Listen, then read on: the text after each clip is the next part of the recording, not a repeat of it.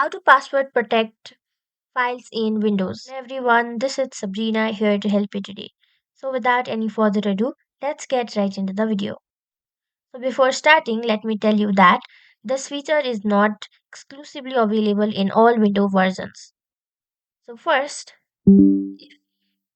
it is available in your Windows. Simply go to your file manager and then right click in your file. Now go to properties.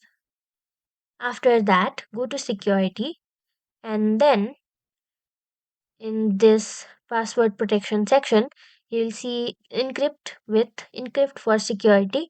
Simply check that box and then you will be able to add a password to it and protect it. So that's it.